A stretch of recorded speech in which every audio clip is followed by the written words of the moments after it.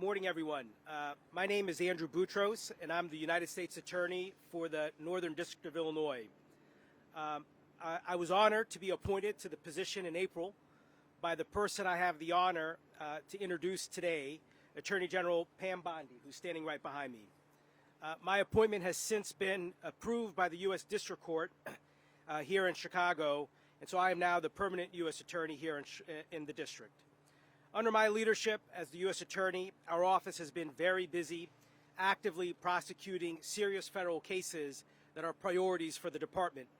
Everything from international and transnational criminal organizations to drug traffickers to child predators to illegal criminal aliens and many other department priorities. We've been proud to partner with the department leadership on a variety of important matters, including the historic seizure being announced today. It's a real honor and privilege to welcome Attorney General Pam Bondi to Chicago and to have her with us for this important and historic seizure of illegal vaping products. There's a famous saying that many of us will be familiar with. It is lead, follow, or get out of the way. General Bondi is unquestionably a strong leader who has a long and distinguished prosecutorial track record of leading from the front, the type of record that you don't often see in an attorney general, and that I'd like to take just a few minutes to speak about this morning. For 18 years, General Bondi served as the prosecutor in Hillsborough County, Florida, where she prosecuted horrendous crimes. She sought tough penalties against drug traffickers and violent criminals. She worked tirelessly to deliver justice for victims of sexual assault and domestic abuse. And she was a leader among the prosecutors in her office in helping protect the community. But General Bondi's prosecutorial commitment continued. In 2010, General Bondi made history by becoming the first woman elected to be the Florida Attorney General. Because of her great success and tough-on-crime approach to enforcing the law, 4 years later, she easily and comfortably won a second term as Florida's Attorney General. That means that for 8 years, General Bondi served the third largest state in the union as its chief law enforcement officer, where she brought tough cases that protected the public and punished those deserving of punishment. When President Trump selected General Bondi to be the nation's Attorney General, we knew, and indeed everybody knew, the type of Attorney General we would be getting. A fierce advocate who would lead from the front, be tough on crime, stand for victims, protect children and the elderly,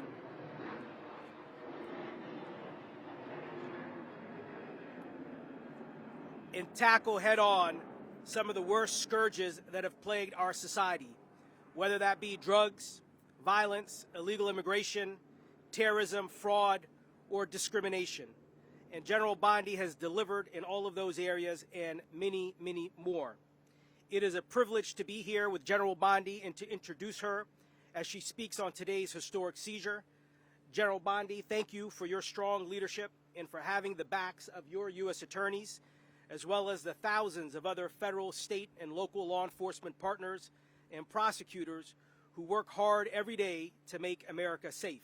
So without further ado, it's my privilege to introduce Attorney General Pam Bondi. Thank you, General. Thank you, Andrew. Thank you all for being here today. Can you hear me okay? Okay. Wait, you can hear though? Department of Justice has partnered with HHS, FDA, U.S. Marshals, and ATF, my two agencies. Late July, Secretary Kennedy and Dr. Makari came to meet with me at the Department of Justice. They expressed concerns about the Chinese vapes here in our country. So many think or thought that these were legal. They are not, and we're going to tell you why.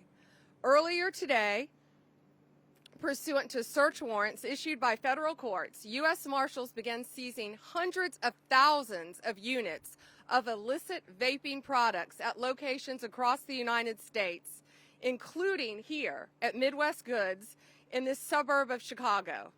Many of these products were smuggled in from China, circumventing regulations.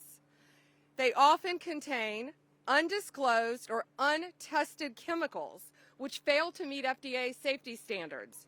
We're also finding they evade proper labeling and marketing regulations. It's clear many of these products are being illegally brought into America. They're targeting children, young adults, college students, and even members of our military. They're labeled as cotton candy, bubble gum, and Fruit Loops, among others. These dangerous vapes are being sold near our bases, our military bases, our schools, and they are exposing our children and service members to serious health risk from untested chemicals. In Florida, we have reports of kids in high school, in schools, and middle schools being taken to the hospital because of lung conditions due to this vaping. Why we're standing here today, we're so close to less than 1.5 miles away from a high school, a middle school, and an elementary school. And also a military facility is very close by. The retailers are in the same locations, often near military bases. Unfortunately, as I said, many Americans are unaware of the harmful consequences of what's contained in these vapes as they bypass safety standards and oversight required for domestic products. And there is a reason for oversight on these products, and they must be approved by the FDA. Parents, talk to your children. These things seized right here today. Watermelon ice. Targeting a child? Also an American flag on it. Don't let the American flag fool you. It's Chinese. Chinese. You think they're targeting our military? You think they're targeting our kids by this? These illegal and unregulated products are not safe. They contain extreme amounts of nicotine, which is why high school kids have had to go to the hospital. Toxic chemicals and metals, and sometimes are laced with THC. We're seeing the equivalent of a full pack of cigarettes in a single vape pen. A full pack of cigarettes, one vape pen can equal 20 cigarettes. These are what our teens, our college kids, and often young members of our military are using. One agent compared it as someone who thinks they're doing a shot of alcohol, but they're really taking a pint, drinking a pint. That's the extreme amount of nicotine that we're dealing with. And make no mistake, Chinese companies are making billions of dollars off of these products. They're peddling them into our country. Just the products behind us here have a retail value of over $14 million back in this warehouse, retail value. And that's just in this one warehouse. The Trump administration and President Trump will not let the American people suffer the consequences of dangerous chemicals being pushed into our communities by Chinese companies and manufacturers. And I cannot thank Secretary Kennedy once again enough for the incredible work he is doing for our kids, for our families, and for our country. The Department of Justice is conducting a nationwide operation today to remove illicit vaping products that are being strategically distributed and sold at retailers across our country. While today's seizure in Illinois is the largest so far, additional seizures today, as we speak, are being made or have been made this morning at 5 other retailers and 4 other distributors in North Carolina, Arizona, New Jersey, Georgia, and Florida. We are extremely proud, again, of this joint effort, and we are just getting started. Let this be a clear message to the retailers and the distributors pushing these illicit vaping products on our kids and on our families. This ends today. This is your final warning. The Department of Justice will use every legal tool available to stop the distribution of illegal vaping products in America. These flavored vaping products are illegal. Don't let your child say, I walked in a convenience store and bought it, so it's legal. It's not. the Department of Justice will use every legal tool to stop it. Today's success was made possible because President Trump and everyone standing here with me today played a major role in it. Secretary Kennedy, U.S. Marshal Gadi Saralta, who went in and seized these products, FDA Commissioner McCarry, and ATF Director Bob Sakata, who's here with me. His agents went in and made these controlled buys all over the country. Over the last few weeks, we've been doing this after we met with Secretary Kennedy. And I want to commend again Secretary Kennedy for everything that he's doing to help Americans. He has made this a top priority at the Department of Health and Human Services. And I thank him for being a patriot and a friend. It's my honor to introduce to you Secretary Bobby Kennedy.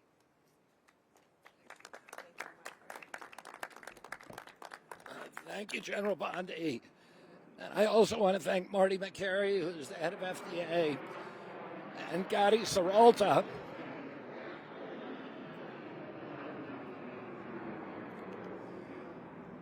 And Gadi Saralta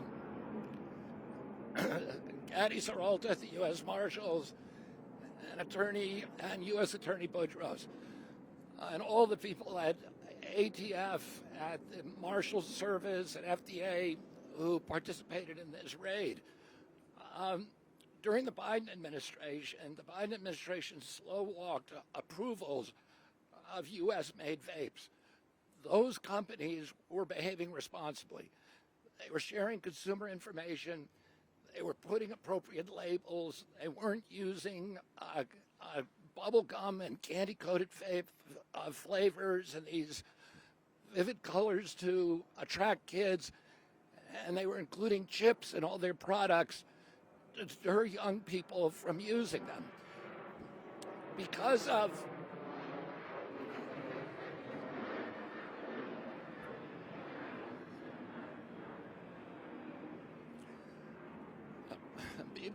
the vacuum that was left by the failure to timely approve U.S. products, Chinese products flooded the market. And those products, there are now 9,000 brands of e-cigarettes being sold in this country. Only 27% have FDA approval. They're coming from China. This is a typical one. It's designed to attract children. It's pina colada flavored. It's made in China. And this is pretty typical.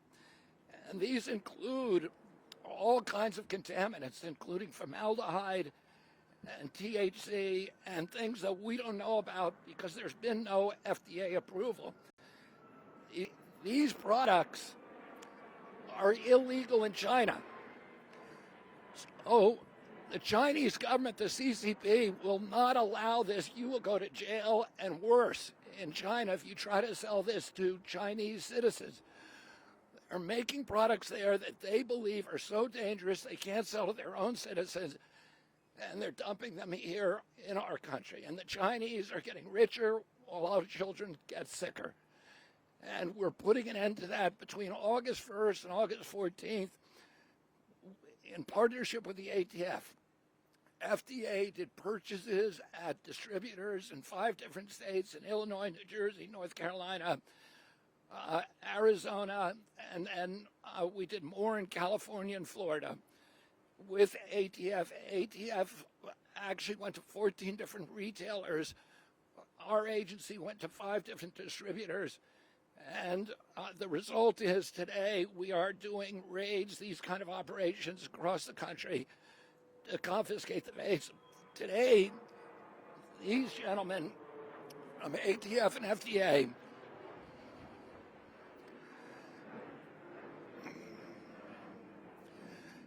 confiscated 50 truckloads of this material, and 90% of it comes from China. So these kind of operations we're doing to target the biggest distributors, and also to send a message throughout this entire industry that this will not be tolerated anymore, that there's a new sheriff in town, her name is Pam Bondi, and that we are going to target these Chinese vapes and stop them from poisoning our children. And now I want to introduce another of our partners, head of the U.S. Marshal Service, Gadi Saralta. Thank you. It is quite an honor to be here with our Attorney General Pam Bondi, as well as our with Bobby Kennedy, our HHS Secretary. Today, the U.S. Marshals, along with FDA, DOJ Civil Division, and ATF, took affirmative steps to protect our nation and its children from adulterated and misbranded tobacco products, e-cigarettes, marketed to our youth. Along with our partners, the United States Marshals seized and removed from the marketplace more than 1,400 individual pallets of non-FDA approved products from 5 warehouses or distribution centers and 8 retail locations across the country. These seizure actions happen simultaneously today to prevent products distributors and retailers from learning of the operations and hiding those products to be sold later. These seizures and the U.S. Marshals' role during this operation directly support one of Attorney General's primary goals for the Department of Justice's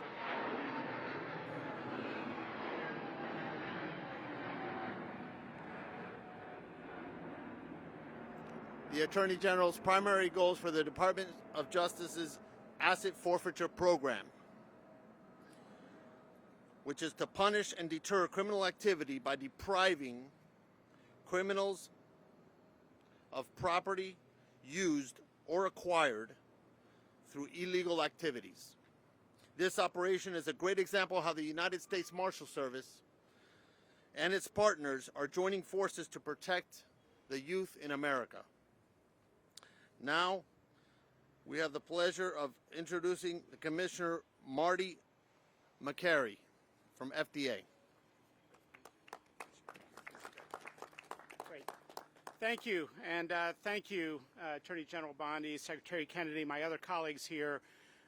If you haven't noticed, in the last 3 or 4 years, there have been vape and smoke shops popping up like popcorn on every neighborhood in America. What's in those shops?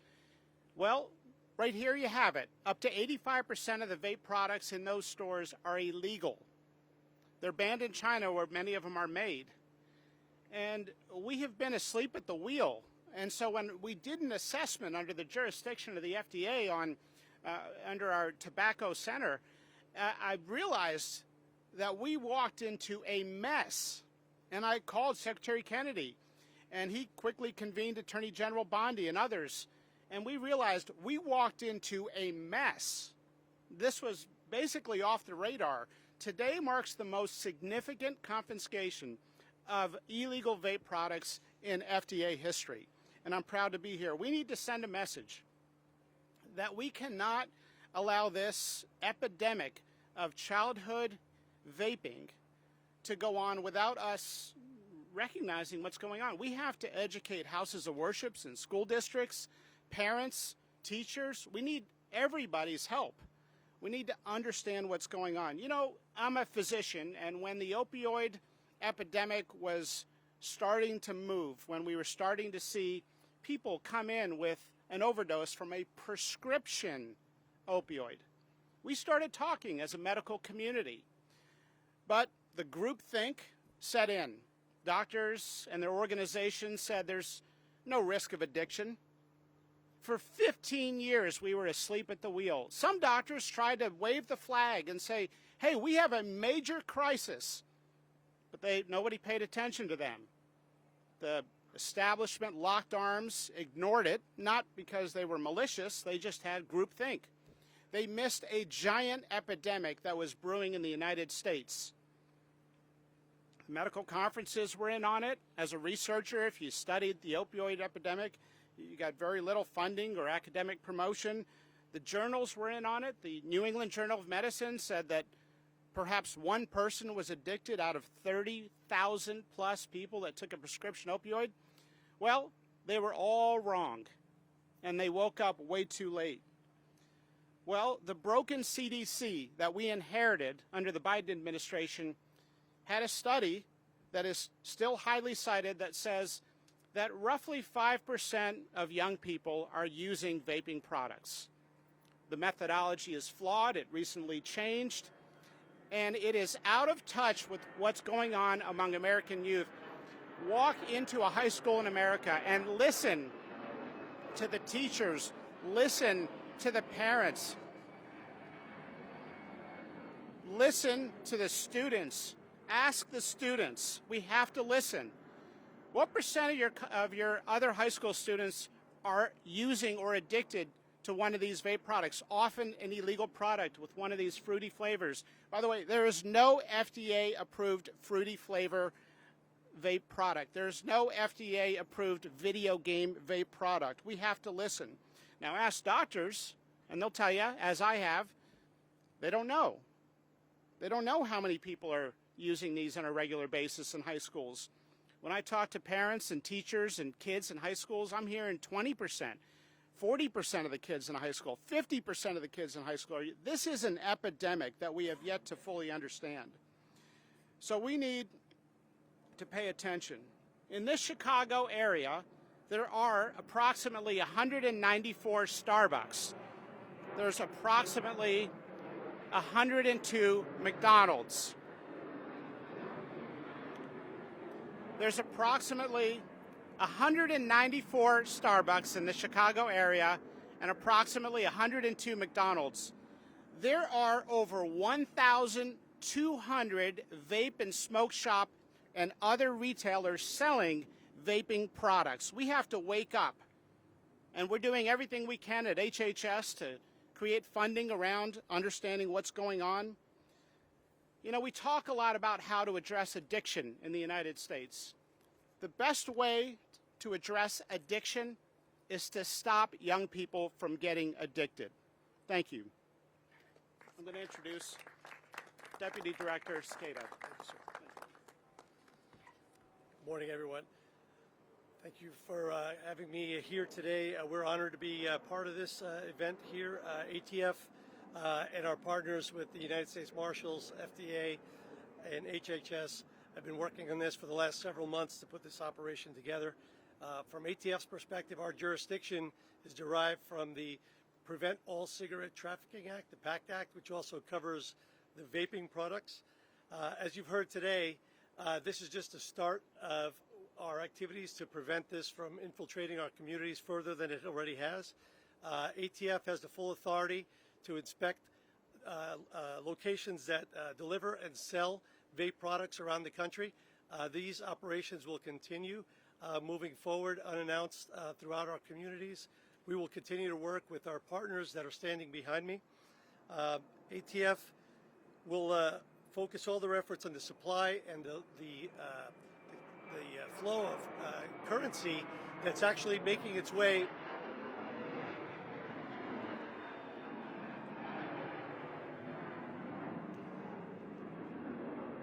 The currency derived from selling this product is making way to our foreign adversaries. You've heard China mentioned multiple times.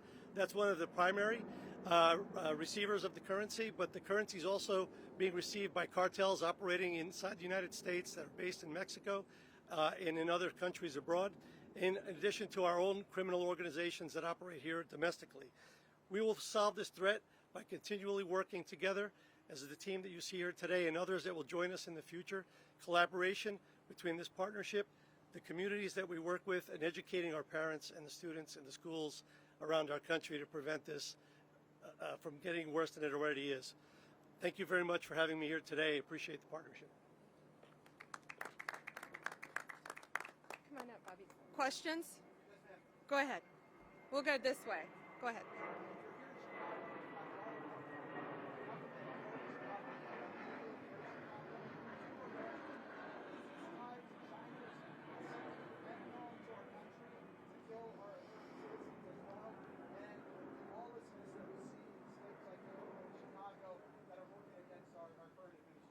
Yeah, first to start with the lawlessness you asked about here in Chicago.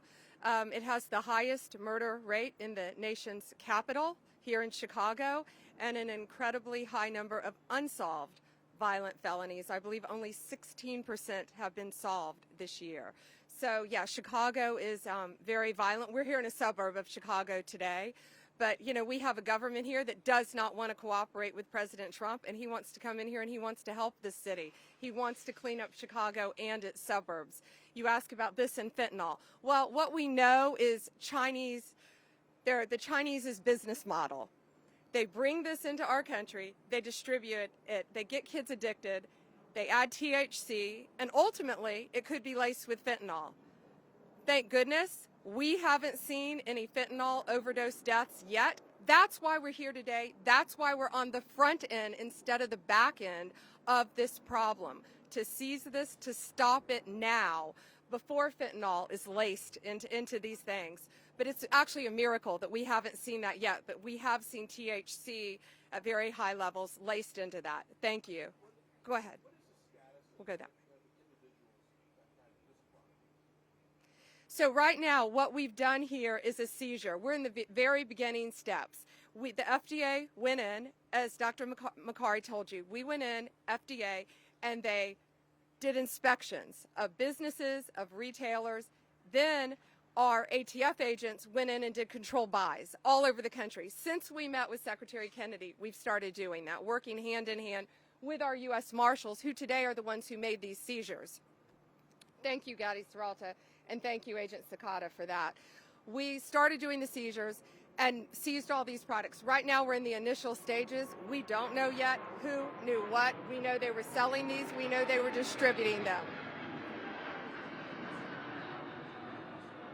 No, we have made no arrest. Right now, we're in the civil aspect of this. But again, these businesses, you need to be aware. The retailers all over this country, stop selling this stuff.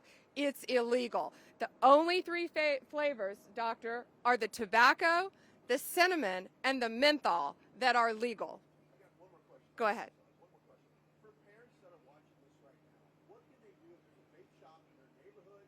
Can they go in, pick up a product, and check to see if one of these products are on the shelves there? I mean, what can they do? Well, if it's any of these flavored products, they are illegal.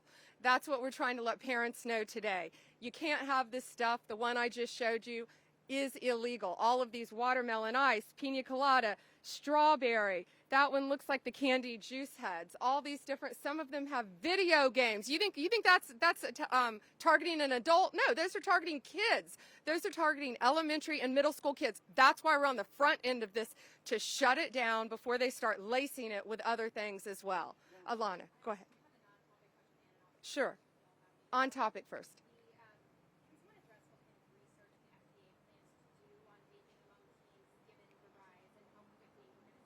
Sure. I'm going to let them answer that, Doctor. So we need to have an all-of-the-above strategy, and so it's not just FDA. NIH is going to be funding research. If you are an academic physician, as I was at Johns Hopkins, and you want to study the impact of this potential health harm, your career is going to get sidelined. You're not going to get the NIH funding. So we need to fund not just gene therapy, but what's happening to our nation's youth at scale. We need an all-of-the-above approach. So I want to be very honest. There's no single silver bullet. We need to address the distribution networks, with which General Bondi has been incredibly receptive to say we're on board.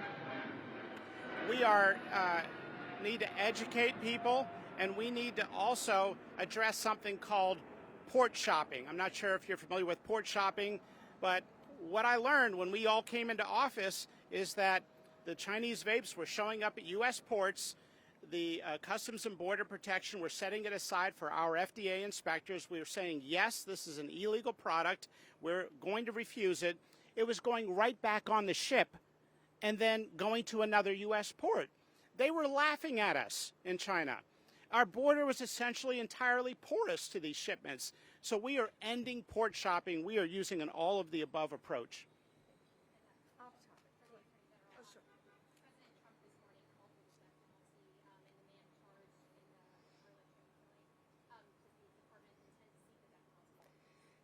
So the status now is we have arrested him. We are charging him federally because it was a murder on mass transit.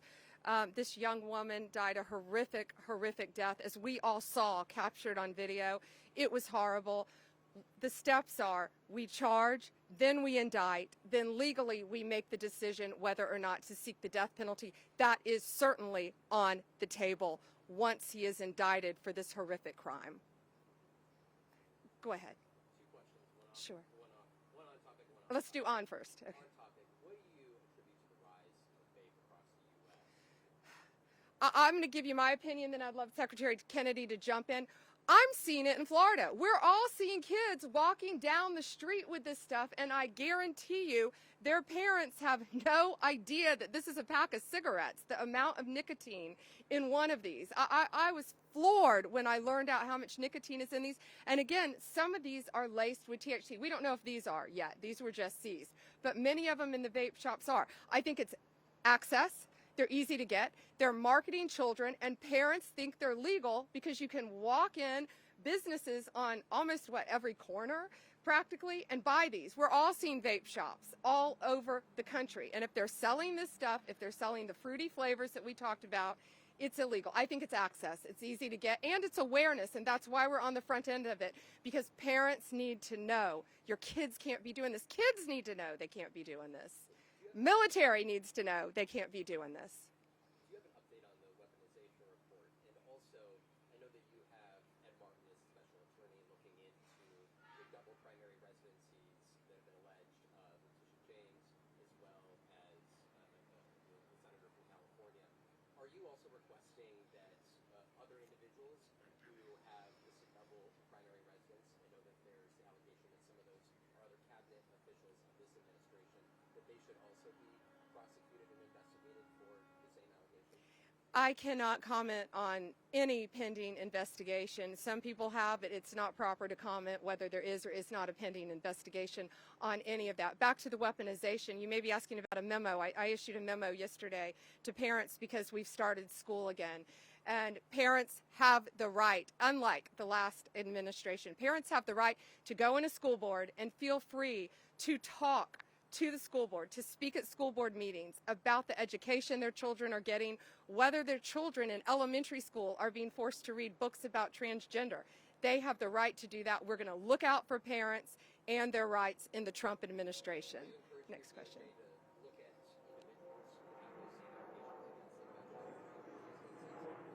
I'm not going to comment on anything regarding whether there is or is not a pending investigation. Thank you.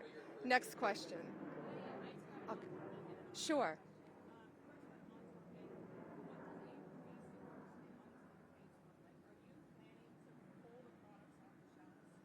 Yes, on that. And I meant to let Secretary Kennedy jump in too on your question about the increase. So yes on that, and let me let him jump in on that as well. I mean, it's an interesting question, but there's study after study that shows that addiction rates are directly related to availability and also the absence of social stigma. We've had a series of waves of addiction in this country in the early 20s when heroin and cocaine were legal. We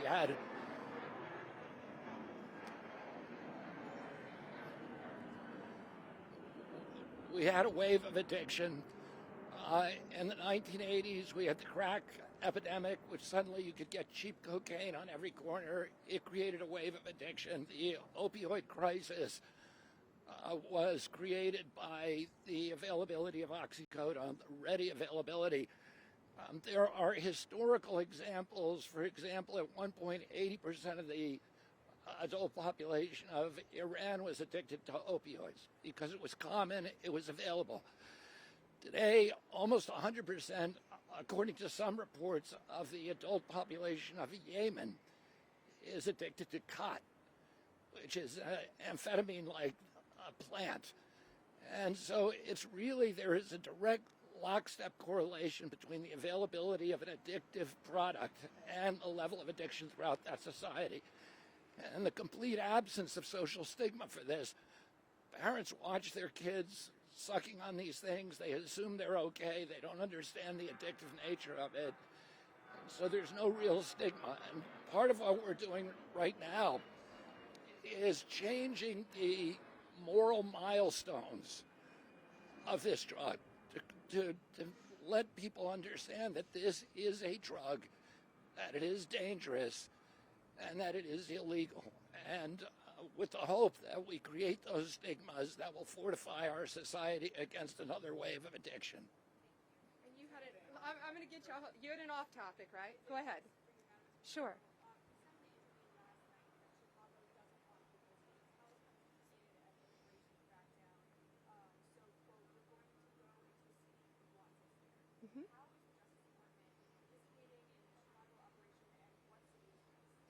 So, Chicago doesn't want the president's help. He's made that. The president's made it very clear. He wants any major city in this country, any city, who they want his help. He wants to come in and help them. What we've done in D.C. is remarkable. I was with the mayor last night. I was with the police chief of D.C. last night.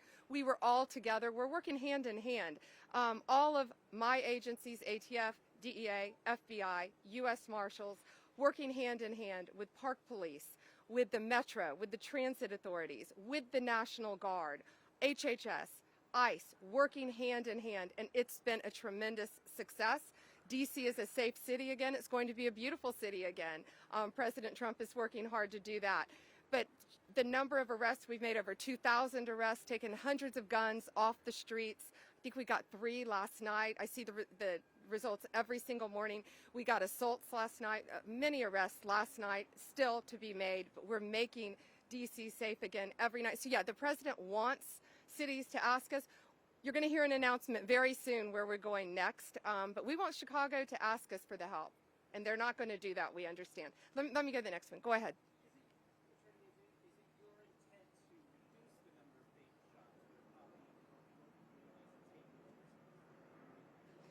Yeah, you asked about reducing the number of vape shops so everyone can hear over there. What we're doing right now is we're on the front end. We're telling you, if you have this stuff, get it off your shelves, because this is your final warning. We're coming after you. If you have it, get rid of it, because we're coming after you. There are 1,000 vape shops, you said, doctor, right around here. Well, you're a lucky one if you didn't get raided today, so get rid of this illegal stuff, because it is illegal. Go ahead. What?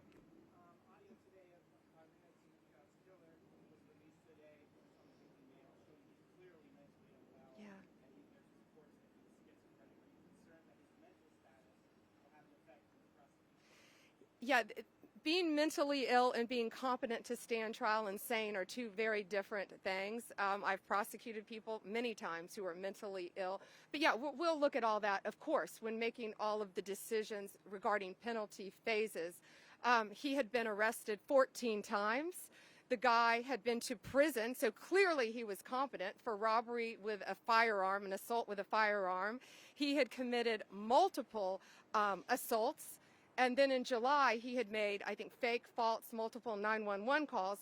Yet, by the district attorney, and by a magistrate judge, he was told he could make a written promise to appear in court. That's worthless. Had he done that in July, had he been taken into custody, a 14-time arrestee, she would have been alive today.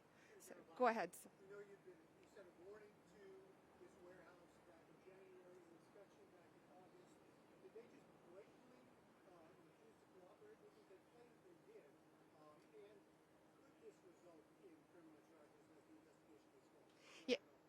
Yeah, he asked about the vape shop behind me. So yeah, after we met in July, we began doing, again, research, sending the FDA into all of these businesses, into the retailers, and into some of the distributors. You want to answer that? So our asset forfeiture unit, who happens to be present here, works behind the scenes all the time. When we get orders from the courts to seize items, usually they're items that we're taking from bad guys that have already been arrested. In this case, it's just items that have been deemed to be illegally in the United States. So what we've done is we executed those warrants. We then get we get told basically to destroy the equipment once the seizure notice is processed, and we'll be destroying all this useless poison. Other Let me add something to that. Let me add something to fully answer your question. I think you asked, could there be potential criminal charges? Absolutely. Go ahead. DOJ investigate the Epstein birthday book to determine if the letter showing President Trump's alleged signature is authentic or not? I believe that was handed over to Congress, and we're cooperating with Congress. All right. Thank you all. We're about to finish. Go ahead, quickly. Can you elaborate on what kind of criminal charges? So beyond losing their inventory, what do these retailers risk? And then off topic, with Operation Midway Blitz, what's the threshold for success? So first of all, I'm going to let you direct Operation Midway Blitz. So first, on topic, there are potential criminal charges. First of all, you can lose your business if you're a retailer and you're selling this stuff. So right now, we're on the front end of it, and we're telling you, you're on every corner. Get this stuff out of your stores. You can only sell the legal items. You cannot sell anything that's not FDA approved. And so potential criminal charges yet to be determined. You want to talk about Midway Blitz? So the immigration surge, I'm assuming is what you're referring to? Are you referring to the immigration surge? I'm asking you, what was your question about Midway Blitz, the immigration surge? Well, with Midway Blitz, what's your threshold for success? Well, stamping out crime is our threshold for success always. You know, whenever we grab guns from bad guys that would usually use them to either rob, rape, or maim, or hurt, or kill someone, that's success to me. So every life saved is a success. We've been saving a lot of lives here in our surges. We've saved a bunch of lives in D.C. and in any other state that wants President Trump's assistance in combating violent crime. I am sure we'll be there saving lives as well.